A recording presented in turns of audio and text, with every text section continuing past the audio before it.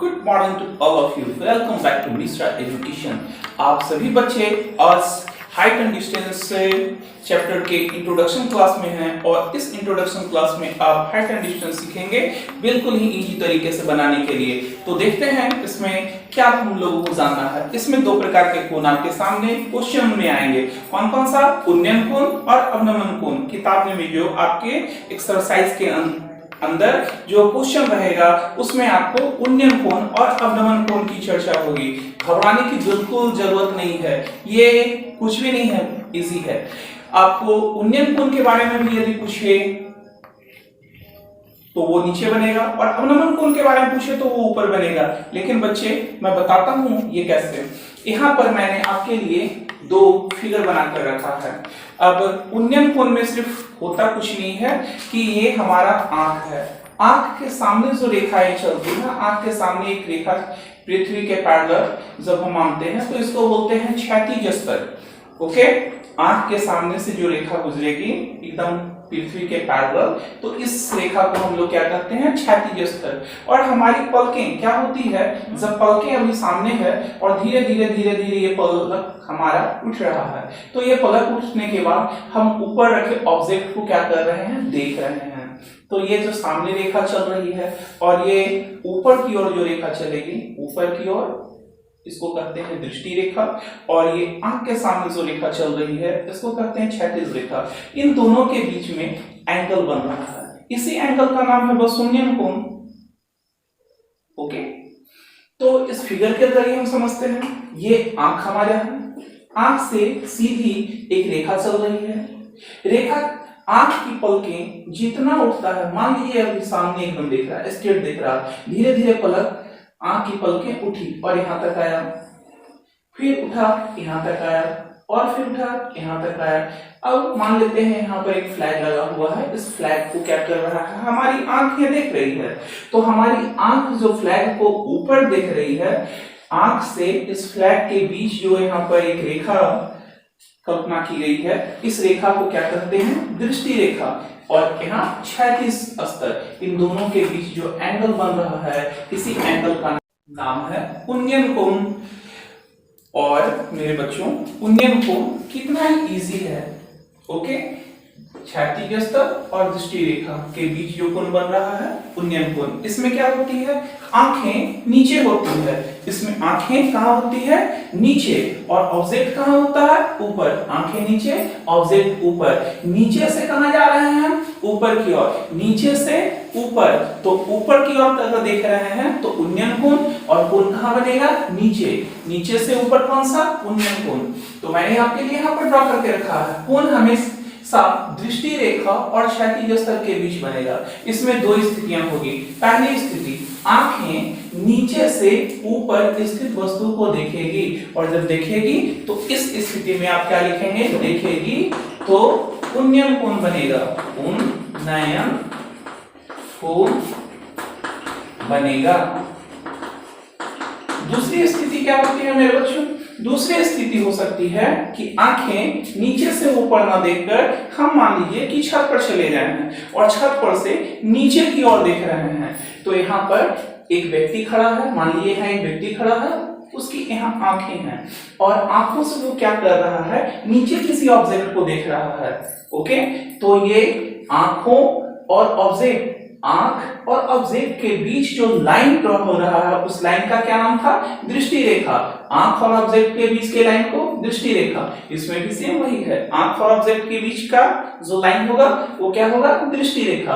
और आंख के पैरेलल जो लाइन होगा, जहां पर हमारी आंखें हैं उसके सीधे एक लाइन चलती है, तो आंख के सामने जो लाइन होगी उस लाइन का नाम क्या होगा? क्षैतिज स्तर।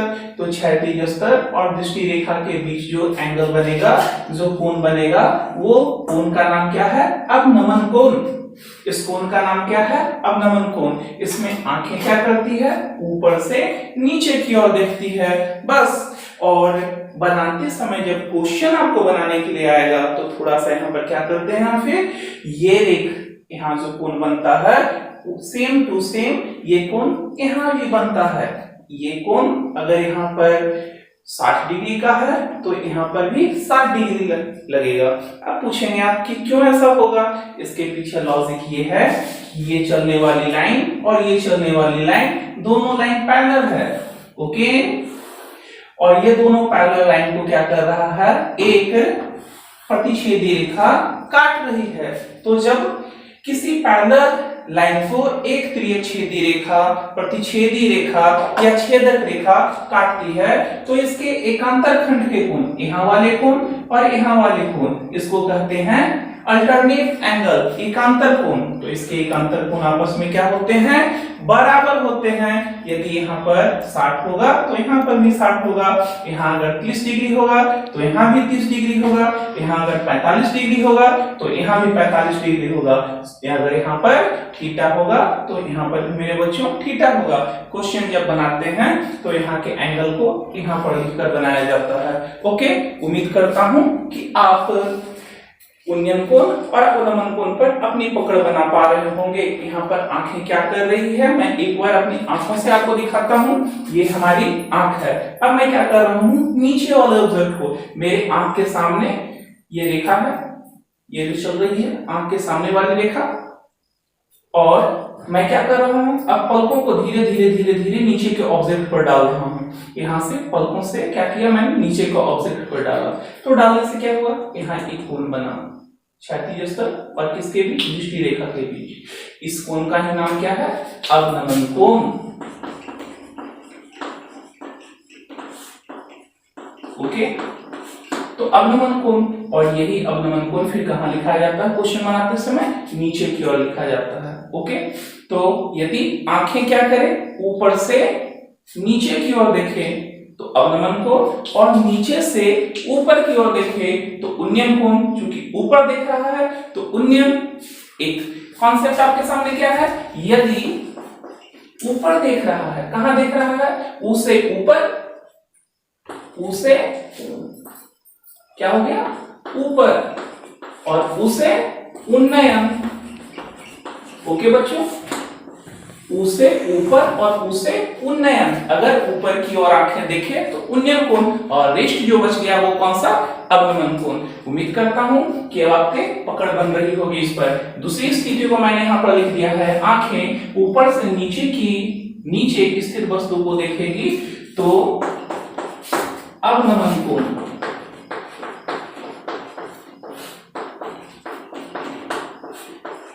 बनेगा। और इसके जानने के बाद अब हम जानेंगे कि कैसे हम लोग शॉर्ट ट्रिक्स के द्वारा पूरे हाइट एंड डिस्टेंस को क्लियर कर सकते हैं। तो देखते हैं इस शॉर्ट ट्रिक्स को। मैं इस बोर्ड को अभी तब तक क्लीन कर देता हूं। ओके, आप इसका स्क्रीनशॉट रख लें।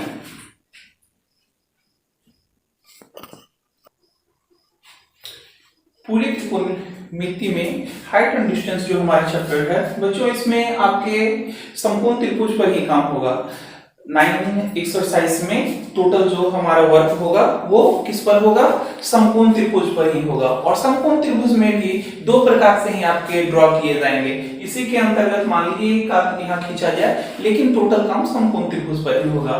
क्या होगा, इसमें 90 डिग्री समकोण त्रिभुज के कारण, और एंगल क्या होगा 45 एक ऐसा आ सकता है त्रिभुज, और दूसरा क्या आ सकता है 30 और 60। ये 60 यहां भी हो सकता है क्वेश्चन में, और 30 यहां भी जा सकता है। इसे घबराने की आवश्यकता नहीं है।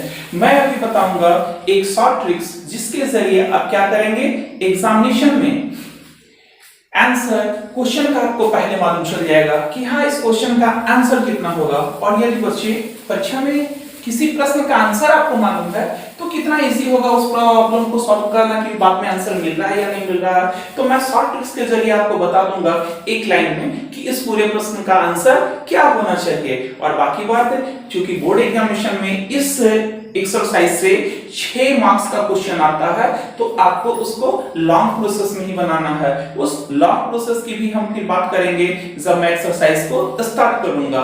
ओके, तो अभी एक शॉर्ट ट्रिक्स के देखते हैं। ट्रिक्स को ध्यानपूर्वक देखिएगा। पहले मैं इस ट्रिक्स का फार्मूला आपको बताऊंगा और फिर उस ट्रिक्स पर क्वेश्चन बताऊंगा कि कैसे आप सेट कर सकते हैं। ओके, तो नाउ स्टार्ट। सबसे पहले मैंने एक त्रिभुज बनाया जो कि हमारे पूरे क्वेश्चन में आएगा एक्सरसाइज 9 में। तो 45 अगर यहाँ पर 90 डिग्री है, यहाँ 45 डिग्री है, तो यहाँ पर भी 45 ही होगा, दूसरा कोई एंगल नहीं हो सकता। तीनों का जोड़ चुकी 180 डिग्री होता है, 45, 45, 90 और यहाँ पर 90, टोटल मिलाकर कितना 180 डिग्री। त्रिभुज के तीनों अंतर कोणों का योग 180 डिग्री होता है। तो पहली बात इस पर करते हैं, फिर उस पर। मान लेते हैं ये जो AB है, इसकी हाइट इस त्रिभुज में नहीं पता है तो h हमने मान लिया। ओके, नहीं पता है तो h मान लिया। अब यहाँ पर मेरे को बेस BC आधार जो है वो निकालना है। तो आप ये क्या लिखा है, लंब, ये क्या लिखा हुआ है, आधार। लंब और आधार में किसका संबंध होता है?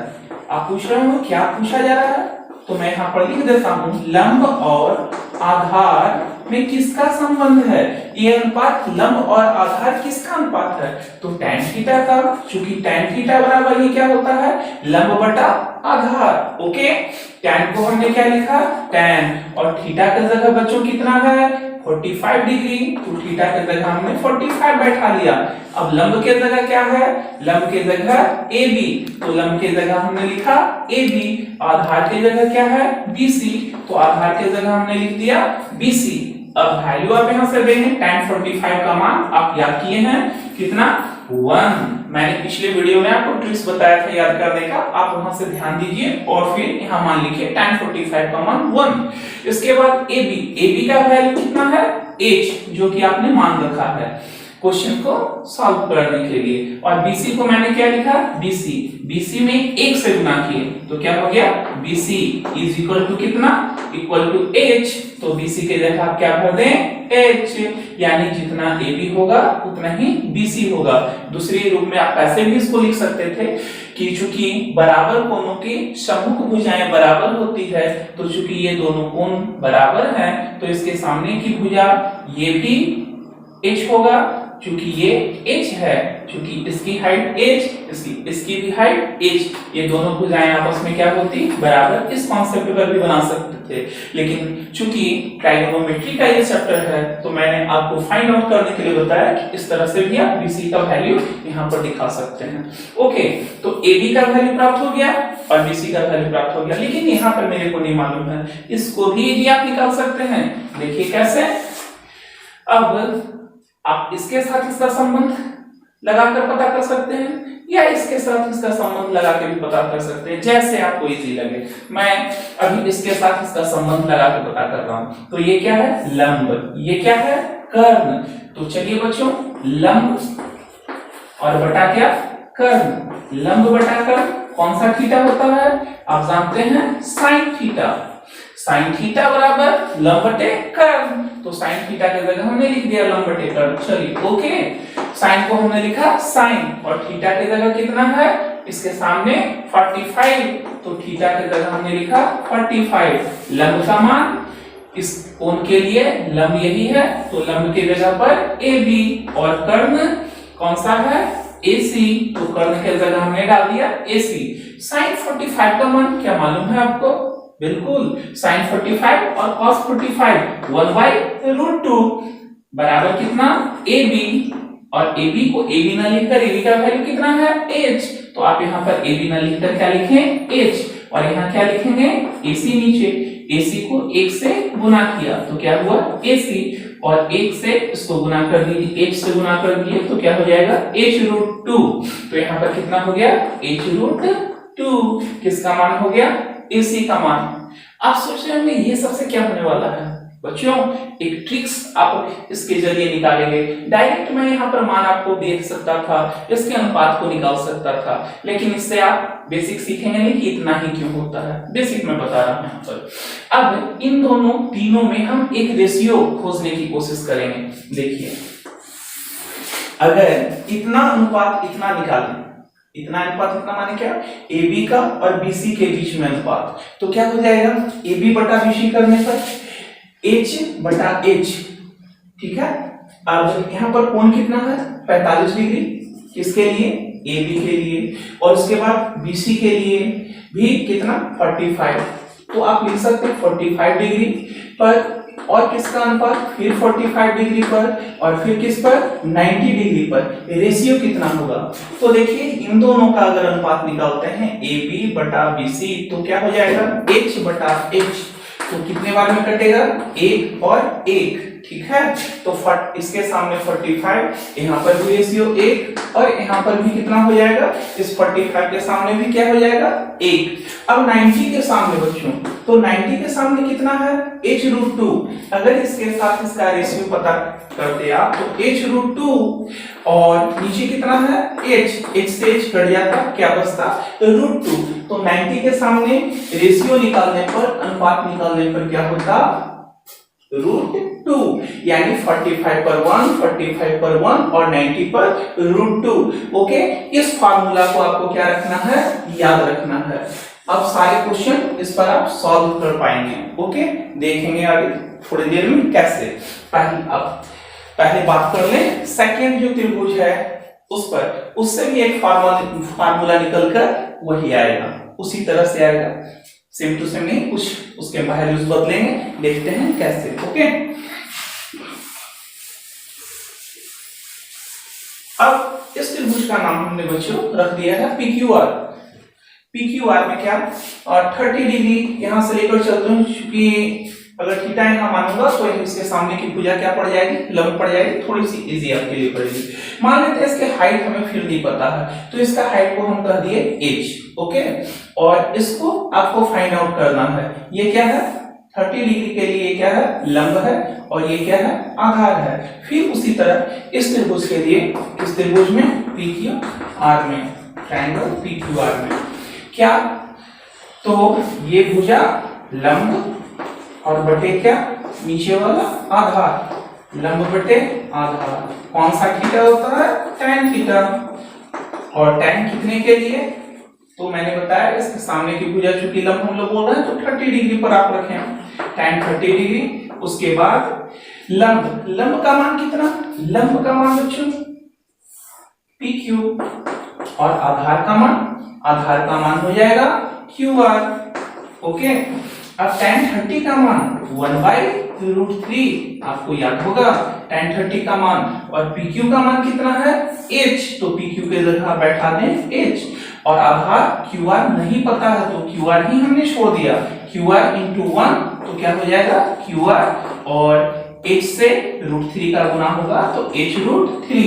तो QR के जगह पर हम क्या लिख सकते हैं, h√3। ओके, QR का वैल्यू हमें पता चल गया h√3। इसी प्रकार अगर इसे मैं निकालना चाहूं तो पुनः, और चलिए पीछे में हमने cos थीटा निकाला था, है ना, और अभी हम पिछले में हमने sin थीटा निकाला था। अब बार बार सोचेंगे कि sin थीटा पर ही निकलता है क्या, नहीं, cos थीटा पर ही निकाल लेता है, क्या दिक्कत है। तो cos थीटा बराबर क्या होता है, आधार बटे कर्म, हमने रख दिया आधार और बटे क्या, कर्म।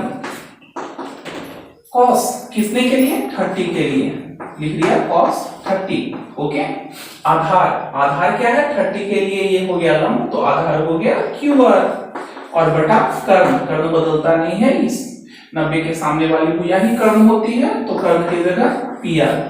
cos 30 का मान आपको पता है √3/2, तो cos 30 के जगह हमने रख दिया √3/2, और QR के जगह बच्चों कितना है, h√3, और PR कहाँ है, PR का वैल्यू भी आपको मालूम नहीं है, फाइंड आउट करना है। ओके, PR इन ऊपर चला जाएगा तो PR छोड़ दिए, यहाँ हो गया h√3 और इनटू कितना 2 और बाई √3, √3 से √3 क्या हो गया, कट गया, तो PR बराबर क्या 2h, तो लिख दिए PR के जगह आप क्या लिख सकते हैं 2h। क्लियर। जिस तरह इसमें हमने क्या किया है, इस त्रिभुज के लिए हमने एक रेशियो निकाल कर रख लिया है, उसी तरह त्रिभुज PQR के लिए भी आप एक रेशियो निकाल के रख लें। तो PQR ये त्रिभुज किसमें अभी हमने निकाला था, ABC में, और अब त्रिभुज किसमें, PQR में। त्रिभुज PQR में जब आप चलेंगे तो क्या है आपका, इन दोनों के साथ जब, पहले मैं कोण को बैठा देता हूं, कोण कितना 30 डिग्री, 30 के बाद 60 डिग्री और 60 के बाद 90 डिग्री, कोनों को हमने बढ़ते क्रम में बैठा दिया है। 30 के सामने क्या है h, ठीक है, और उसके बाद 60 के सामने कितना है h√3। अब इस दोनों का रेशियो निकालेंगे, किसके किसके साथ, 30 का और किसका, 60 का। तो 30 के सामने बच्चों कितना है h, 60 के सामने कितना है, 60 के सामने कितना है h√3, और जब इसका अनुपात होगा तो कितने बार में कटेगा, 1, और यहाँ कितना हो जाएगा √3, यानी 30 के नीचे आ रहा है 1 और 60 के नीचे क्या आ रहा है √3, और 90 के सामने कितना है 2h। जब किसी के साथ इसका रेशियो निकालेंगे तो h से h कट जाएगा, बचेगा 2। ओके, अब ये दो आपके फॉर्मूले तैयार हो चुके हैं पूरे ट्रिगोनोमेट्री में हाइट एंड डिस्टेंस के क्वेश्चन को सॉल्व करने के लिए। आप इजी तरीके से इन दोनों क्वेश्चन इस रेशियो पर बैठाएंगे और दुनिया का कोई भी क्वेश्चन आपका क्या हो जाएगा, सॉल्व हो जाएगा। देखते हैं कैसे। ओके, किसी भी क्वेश्चन ट्रिगोनोमेट्री में हाइट एंड डिस्टेंस से संबंधित कोई भी क्वेश्चन आपके पास आएगा, इन दोनों ही फार्मूले पर आप इजीली उसको क्लियर कर देंगे। मैं इस वीडियो में इसलिए आपको बताने का, मैं डायरेक्ट इसे लिख भी सकता था बच्चों, लेकिन अगर यदि मैं आपको डायरेक्ट लिखता कि 1:1:2 या 1:3:2, तो आपको पता नहीं चलता कि हाँ इतना ही क्यों लिखा जाता है, 30, 60, 90 में इतना ही क्यों लिखा जाता है। ये कई तरह के कंफ्यूजन आपके मन में होते हैं, इसलिए मैंने बच्चों आपको